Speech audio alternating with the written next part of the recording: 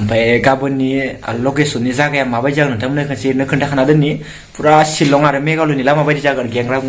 गुंग्रिनो एखे तेरा तुरि नुखागोन नोंसोर गाबोन स' गाइस नोंथांमोननि थाखाय एक्साइटेड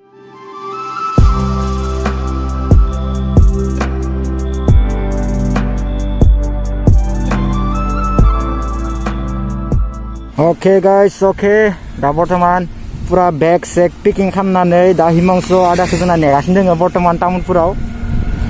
ओमफ्राय नै इन्डियानि फिलफिरा लानानै दङ आरोना गाइस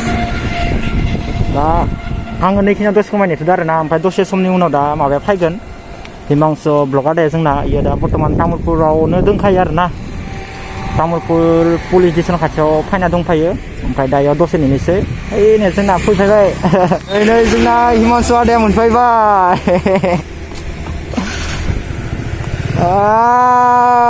गाइस दै जोंना हिमांशु आदाया मोनफैबाय मा होनदो हेल' ब्र हेल' एखेबारे पुरा बर्तमान रेडि बा हेभि एकदम दा बर्तमान नै दा मोजां सिनायखि होलायगोन ओमफ्राय आदाया थाव सोगोन ना दिप'आव एसे थाव सोग्रोनोसै सिगां दे दायो मोजां खिसिगोन होनबा न' नै नायना ला हेल' दा बर्तमान सानैजों थ' फाइनालि गाइस दा बर्तमान जोङो नैयाव दोङो आरोना माबायाव तामुलपुराव ओमफ्राय अदालगुरियाव थांनो थाखाय जोङो माने मोनसे राइड लादोंमोन दिनै आङो हिमांशु आदादो ओमफ्राय आं दा नोंथांमोननि सेराव हिमांशु आदाखौ देखायनोसै नोंथांमोननो खनसे नायनानै लाग्रोदो नै हिमांशु आदाया हेलो गुड मर्निं गासैनिसिमबो दिनै नुकुलजों आंजों उदालगुरिसिम मोनसे राइड खालामगोन बाक्सा टु उदालगुरि ब्र'खौ आं सिगां लोगो मोनखांबाय 15 आगस्टनि राइडआव दिनैबो सेकेन्ड टाइम लोगो मोननाय जासिगोन दा मोजां मोनदों ब्र'खौ बहुद मोजां आंबो जोबोद मोजां नांदों गाइस मानो होनबा 15 आगस्टल'सो फार्स्ट टाइम लोगो मोनखादोंमोन ओमफ्राय आं आदादो खानसेबो राइड लायाखैमोन आरोना ओमफ्राय दिनै आदादो राइड लानो मोनबाय बेनिखायनो दा आंनि गोसोआ बहुत हेपि आरो बेस्ट जस जाना दङ दा बर्तमान कुल दिनै जोङो उदालगुरिसिम थांग्रोगोन ओमफ्राय गाबोन जों बिनि उदालगुरिनि सानै लोगो दङ बिदिजों लानानै दि ब्लक आरो मा नामलाय सोरांसा ब्लक बिजों लानानै मोनसे राइड खालामगोन जोङो दा एकदम फुल धामाका ब्लक येस स' गाइस नोंथांमोना भिडिअखौ जोबनोल'सो नायबानो जाबाय आरो ब्लगखौबो एसे सापर्ट खालामबाय था गाइस नोंथांमोना आंखौल' खालामनाङा बेखौबो खालाम गासिबो खालामनांगौ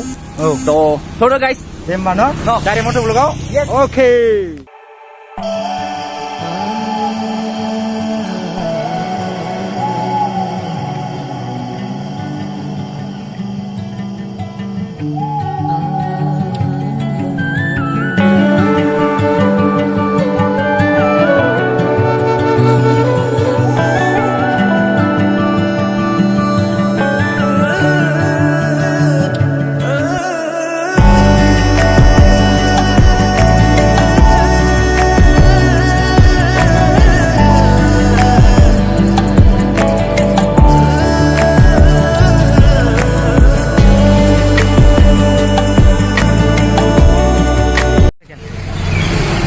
ओके गाइस ओके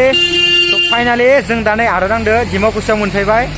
माने दा जोंखौ माने सासे ब्र'आ लोगो हमनो ओंखारदों आरोना ओमफ्राय ब्र'खौ लोगो हमनोसै ओमफ्राय लोगो हमनानै पुरा अदालगुरिनि थांसै ना मा बुङो दा येस लोगो हमनानै थांसै ना माथो थांसै ना थांनानै मा अदालगुरि दिनै थ' गाइस दा बर्तमान जोङो नै डिमाकुसियाव ब्र'खौ लोगो मोनबाय जोंना दे हेल' होनना बुं हेल' ब्र' थ' लोगो मोनना मारै नांखो मोजां ना मोजां थ' माने गोबां समनिफ्राय माने लोगो हमनाय जायाखै आरोना माने आंनि भिडिअखौ नायबाय थायो ओमफ्राय बिदि गोदैनो नाम्बार साम्बार लाना कन्टेक्ट जाबायमोन आरोना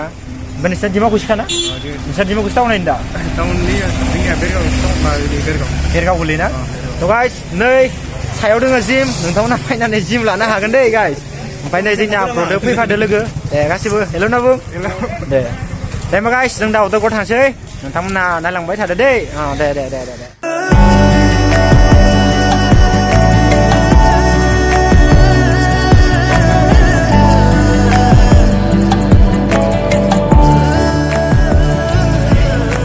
ओके गाइस दा बर्तमान जोङो अदालगुरि मोनफैबाय दे गाइस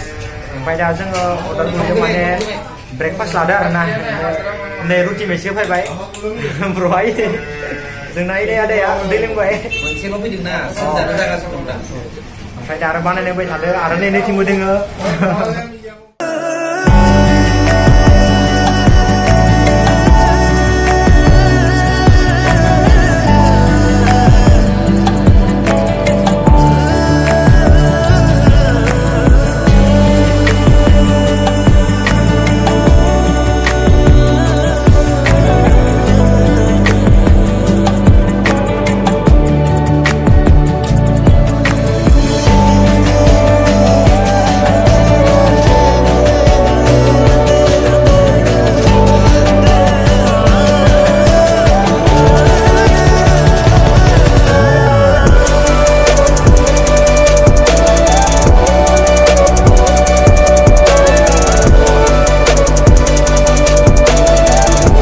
थ' गाइस दा बर्थमान जोङो भैरबखुन्दआव दङ दे गाइस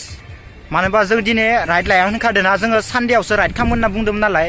बेनिखायनो दा जोङो भैरबखुन्दआव मोनफैबाय गाइस ओमफ्राय गारिखौ जों इथिंखालि पार्किं खालामबाय ओमफ्राय दा बर्थमान लोगोफ्रा इथिंखालि भैरबखुन्दनि माबाया हाबलांबाय आरो ना सिंथिंखालि बया पिकनिक जानो फैयो गाइस मानसिफोरा थ' गाइस नोंथांमोना नायलांबाय थालाय दसे एक सेकेन्ड जोंना साल्टे दङ नै जोंना दैमालु साल्टेया माने सानसेबो लोगो हमनाय जायाखैमोन आरोना बे साल्टे मारना आंखौ लोगो मोनदा चिप्सनि पार्टि जोंना चिप्सनिसो अनलि मेथाइ दै नैबे स्प्रेडसो नांगौ नोंथांमोन आङो खेवना खिथिगोन आंखौ गारि गासिखौबो हेपि निउ इयार एडभान्स 2020 गाबोननि राइडआ मामोन मायाव माबामोनलै मा जायगा नाममोनलाय अरुणाचल बर्डार स' गाइस गाबोन राइडआसो अरिजिनाल दिनैना माने अनलि अरुणाचल बर्डाराव जोङो दिनै अनलि माने जोङो ओजा बाक्सानिफ्राय उदालगुरि डिस्ट्रिक्टआव माने राइड दिनैना खालि थाफैनाय ओमफ्राय जोङो इथिं ब्रह्मनाव हर थालांसिगोन दै नैयाव उदालगुरियाव बाय गाबोननिया जासिगोन बाय बा दे गाइस लाभ इउ बाय दा फाइनालि जोङो नैबे उदालगुरि नै जोङो ब्रलानाव हर थाबाय दिनै ओमफ्राय जोङो गाबोननिफ्रायसो राइडखौ स्टार्ट खालामसिगोन सानडेआव ओमफ्राय दिपब्लगमोनखौ लोगो हमना फैबाय ओमफ्राय नै जोंना हिमांसु आदाया नै मारनायखौ फैनानै